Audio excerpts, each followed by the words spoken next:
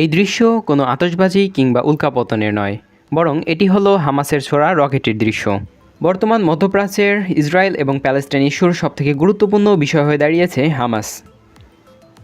Israel, মার্কিন যুক্তরাষ্ট্রসহ তাদের পশ্চিমা কিছু মিত্র দেশ হামাসকে জঙ্গি সংগঠন হিসেবে মনে করলেও গাজা ভূখণ্ডে বসবাসকারী প্যালেস্টাইন নাগরিকদের কাছে হামাস যেন মুক্তির দূত। হামাস হলো মূলত ফিলিস্তিনের স্বাধীনতাকামী একটি সংগঠন। হামাস কারা এবং তারা জঙ্গি নাকি স্বাধীনতা সংগ্রামী, এবং কারাই বা হামাসকে অস্ত্রশস্ত্র এবং প্রশিক্ষণ দিয়ে সহায়তা করে থাকে? আজকের ভিডিওতে উঠে আসবে এই বিষয়গুলো। জানতে হলে পুরো ভিডিওটি দেখার অনুরোধ রইল। তার আগে বলে রাখি, আপনি যদি এই চ্যানেলে নতুন হয়ে থাকেন তবে প্লিজ সাবস্ক্রাইব করে বেল আইকনে ক্লিক করবেন, আর যদি ইতিমধ্যে সাবস্ক্রাইব করে থাকেন তাহলে অসংখ্য ধন্যবাদ। আমাদের ভিডিওগুলো নিয়মিত ফেসবুকে দেখতে চাইলে আমাদের ফেসবুক পেজটি লাইক দিয়ে ফলো করে রাখতে পারেন। আমি রহস্য বালক আছি আপনাদের সাথে, তো চলুন ভিডিও শুরু করা যাক।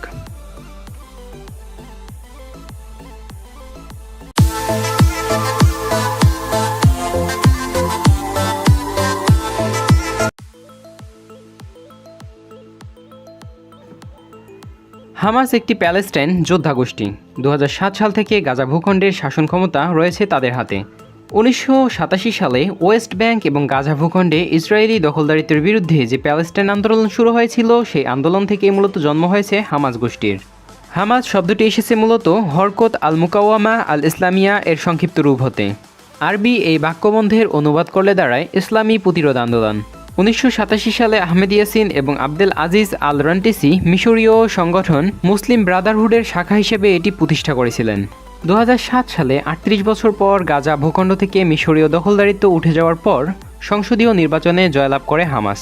নির্বাচনে জয়লাভ করার পর তারা সরকার গঠন করলেও ইসরায়েল রাষ্ট্রকে তারা স্বীকৃতি দেয়নি। 1988 সালে হামাসের সনদ তৈরি হয়। তাতে বলা হয়েছিল এই গোষ্ঠীটির প্রধান লক্ষ্য হল প্যালেস্টাইনের স্বাধীনতা এবং ইসরায়েল, ওয়েস্ট ব্যাংক এবং গাজা ভূখণ্ডে বিস্তৃত এলাকা জুড়ে ইসলামী শাসন প্রতিষ্ঠা করা। এর জন্য ইসরায়েল রাষ্ট্রের ধ্বংস চায় হামাস। পরে অবশ্য তারা ইসরায়েলের সঙ্গে যুদ্ধবিরতির প্রস্তাব দিয়েছিল। শর্ত ছিল ইসরায়েলকে দখলদারি ছেড়ে 1967 সালের 6 দিনের যুদ্ধের আগের অবস্থানে পিছু হটতে হবে, প্যালেস্টাইন নাগরিকদের ক্ষতিপূরণ দিতে হবে এবং প্যালেস্টাইন উদ্বাস্তুদের দেশে ফিরে যাওয়ার অনুমতি দিতে হবে। এমনকি মুসলিম ব্রাদারহুডের সঙ্গে সম্পর্ক শেষ করে দেবে বলেও জানিয়েছিল তারা। ইসরায়েল অবশ্য কোনোদিনও হামাসের এই দাবিগুলো মানেনি। তারা বরাবরই বলেছে এই সকল ভুলভাল কথা বলে গোটা বিশ্বকে বোকা বানাতে চাইছে হামাস গোষ্ঠী। প্যালেস্টাইনের নেতা ইয়াসের আরাফাতের প্রতিষ্ঠিত ফাতাহ গোষ্ঠীর সঙ্গে প্রথম থেকেই সরাসরি বিরোধ রয়েছে হামাসের। দুই গোষ্ঠী প্যালেস্টাইনের স্বাধীনতা চায়। গত শতাব্দীর 9-এর দশকে একটি আধাসামরিক সংগঠন হিসেবে ফাতাহ গোষ্ঠী প্রতিষ্ঠা করেছিলেন ইয়াসির আরাফাত। পরে অবশ্য সশস্ত্র প্রতিরোধের পথ ছেড়ে দিয়েছিল গোষ্ঠীটি। ইসরায়েলের পাশাপাশি 1967 সালের সীমানা অনুসারে একটি সমান্তরাল প্যালেস্টাইন রাষ্ট্র গঠনের বিষয়টি নিয়ে রাষ্ট্রপুঞ্জ যে প্রস্তাব দিয়েছিল তা সমর্থন করেছিল ফাতাহ। 2004 সালে আরাফাতের মৃত্যুর পর প্যালেস্টাইনের রাজনীতিতে একটি শূন্যতার সৃষ্টি হয়েছিল, আর এই সুযোগটি লুফে নিতে ভুল করেনি হামাস। 2007 সালে ফাতাহর সঙ্গে গৃহযুদ্ধের পর হামাস গোষ্ঠী গাজা ভূখণ্ডে দখল নিয়েছিল। এরপর থেকে গাজা ভূখণ্ডের নিয়ন্ত্রণ রয়েছে হামাসের দখলে, আর ওয়েস্ট ব্যাংক বা পশ্চিম তীরের ক্ষমতা ধরে রেখেছে ফাতাহ। হামাস এবং ফাতাহ এই দুই গোষ্ঠীর মূল লক্ষ্য এক হলেও এই দুই গোষ্ঠীর মধ্যে রয়েছে কিছু মতপার্থক্য। হামাস খোলাখুলিভাবে নিজেদের ইসলামপন্থী হিসেবে পরিচয় দেয়, কিন্তু ফাতাহ ধর্মনিরপেক্ষতার পক্ষে। হামাস ইসরায়েলকে স্বীকৃতি দেয় না, ইসরায়েলের বিরুদ্ধে সশস্ত্র প্রতিরোধের আহ্বান জানায়। অন্যদিকে ফাতাহ ইসরায়েলের সঙ্গে আলোচনার মাধ্যমে সমাধান খোঁজায় আগ্রহী। বর্তমানে ফাতাহ গোষ্ঠীর প্রধান আর কেউ নন, বরং প্যালেস্টাইনের প্রেসিডেন্ট মোহাম্মদ আব্বাস নিজেই। হামাস গোষ্ঠীকে সমর্থন করে ইরান, সিরিয়া এবং ইয়েমেন। ইরান, সিরিয়া এবং লেবানন ইসলামী গোষ্ঠী হিজবুল্লাহ বিভিন্ন ক্ষেত্রে হামাসকে সমর্থন করে থাকে। শনিবারে হামলার পরও হামাস গোষ্ঠীর পক্ষে বিবৃতি দিয়েছে ইরানের সর্বোচ্চ নেতা পর্যন্ত। এই হামলাকে সমর্থন জানিয়ে দখলদারীদের বিরুদ্ধে প্যালেস্টাইনের জনগণের প্রতিরোধ বলে জানিয়েছে তারা। ফিলিস্তিনি এলাকাগুলোতে এবং মধ্যপ্রাচ্যের অন্যান্য দেশেও হামাসের বিপুল সমর্থক আছে। হামাসের প্রতি সহানুভূতি রয়েছে কাতারেরও। শনিবারের হামলার পর এই পরিস্থিতির জন্য ইসরায়েলকেই দায়ী করেছে কাতার।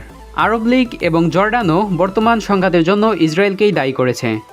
মরক্কো এবং সৌদি আরবও ইসরায়েলকে সংযম রক্ষায় আহ্বান জানিয়েছে। অন্যদিকে ইসরায়েল, মার্কিন যুক্তরাষ্ট্র, ইউরোপীয় ইউনিয়ন, ব্রিটেন, কানাডা, মিশর, জাপান সহ বেশ কয়েকটি দেশ হামাসকে সন্ত্রাসবাদী গোষ্ঠী হিসেবে গণ্য করে। এক বিবৃতিতে হামাসের সামরিক কমান্ডার মোহাম্মদ দেইফ জানিয়েছে, আল আকসা মসজিদকে রক্ষা করতে ইসরায়েলি ভূখণ্ডে হামলা শুরু হয়েছে। মুসলিমদের অন্যতম পবিত্র মসজিদ এই আল আকসা। কিছুদিন আগেই এই মসজিদে হামলা চালিয়েছিল ইসরায়েলি দখলদাররা। বস্তুত বরাবরই প্যালেস্টাইন ইসরায়েল দ্বন্দ্বের কেন্দ্রে রয়েছে এই মসজিদে আকসা। ইসরায়েলিদের দাবি ইহুদিদের পবিত্র মন্দির ধ্বংস করে এই মসজিদ স্থাপন করা হয়েছিল। শনিবারের হামলার পর হামাস কমান্ডার দেইর জানিয়েছে জেরুজালেমে আল আকসা মসজিদকে অপবিত্র করেছে ইসরায়েলি দখলদাররা। তারই প্রতিশোধ হিসেবে এই হামলা চালানো হয়েছে। পানিপথ, স্থলপথ এবং আকাশপথে হামাস বাহিনী ইসরায়েলে অকল্পনীয় হামলা চালায়, যা আঁচ করতে পারেনি কেউই। এমনকি খোদ ইসরায়েলও বিষয়টি টের পায়নি। ইসরায়েলের মোসাদকে বলা হয় বিশ্বের অন্যতম দুর্ধর্ষ গোয়েন্দা সংস্থা। বলা হয় পৃথিবীর এমন কোনো জায়গা নেই যেখানে তাদের বিচরণ নেই। যেন কোনো ঘটনা ঘটার আগে অলৌকিকভাবে জেনে যায় তারা এবং প্রয়োজন মতো নেয় ব্যবস্থা। কিন্তু গত শনিবারে হামাসের এই আক্রমণ তারা কোনোভাবে টেরই পেল না। যেন হামাস কোনো অলৌকিক ক্ষমতার অধিকারী হয়ে পড়েছে, যাদের রকেটকে থামাতে পারেনি বিখ্যাত আকাশ প্রতিরক্ষা ব্যবস্থা আয়রন ডোমও। বিশ্বমঞ্চে মোসাদের মানসম্মান নিয়ে এখন টানাটানি অবস্থা। কিন্তু প্রশ্ন হচ্ছে এতটা শক্তিশালী কিভাবে হলো হামাস? নিরাপত্তা এবং নজরদারির জন্য সবথেকে অত্যাধুনিক প্রযুক্তি রয়েছে ইসরায়েলের গোয়েন্দা সংস্থা মোসাদের কাছে। আছে তাদের নিজস্ব চৌকস বাহিনীও। ইসরায়েলের মতো অন্য কোনো দেশ গোয়েন্দাদের পেছনে এত অর্থ ব্যয় করে না। এত অত্যাধুনিকতা থাকার পরও হামাসের এই হামলা আঁচ করতে পারেনি মোসাদ। শুধু তাই নয়, ইসরায়েলের অত্যাধুনিক আকাশ প্রতিরক্ষা ব্যবস্থা আয়রন ডোমের চোখ ফাঁকি দিয়ে মিনিটে হাজার হাজার রকেট নিক্ষেপ করতে সক্ষম হয়েছে এই সশস্ত্র গোষ্ঠীটি। এত আধুনিক প্রযুক্তি ভেদ করে হামলার ঘটনায় সবার মনে এখন প্রশ্ন, তবে কি ইসরায়েলকে ছাড়িয়ে গেছে হামাস? হামলার জন্য রকেট ফিলিস্তিনি স্বাধীনতাকামী গোষ্ঠীগুলোর কাছে অত্যন্ত গুরুত্বপূর্ণ একটি অস্ত্র। কারণ রকেট অত্যন্ত ব্যয় কার্যকর এবং দূরদূরান্তে আঘাত হানতে সক্ষম।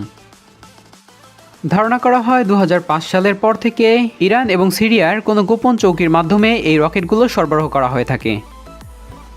ইরান এবং সিরিয়ার গুরুত্বপূর্ণ মিত্র হিসেবে রকেট, গোলাবারুদ, প্রয়োজনীয় সামরিক সরঞ্জাম সরবরাহ করা হয় হামাসকে। ধারণা করা হয় এই সুড়ঙ্গ লাইন বা সরবরাহ চৌকি মিশর গাজা সীমান্তের নিচে বিস্তৃত। হামাসের অস্ত্রের একটি গুরুত্বপূর্ণ সরবরাহ সমুদ্রপথেই সরবরাহ করা হয়ে থাকে। 2007 সালে সুদানের মধ্য দিয়ে একটি ফজর 5 রকেটের চালান আটক করতে সক্ষম হয় ইসরায়েলি বাহিনী। আন্তর্জাতিক সংবাদ মাধ্যমগুলোর বরাতে জানা যায় যে ইরান এবং সিরিয়ার সাথে হামাস ঘনিষ্ঠতা বজায় রাখলেও বিদেশি বিভিন্ন রকম উৎস থেকে যুদ্ধাস্ত্র সংগ্রহ করে হামাস।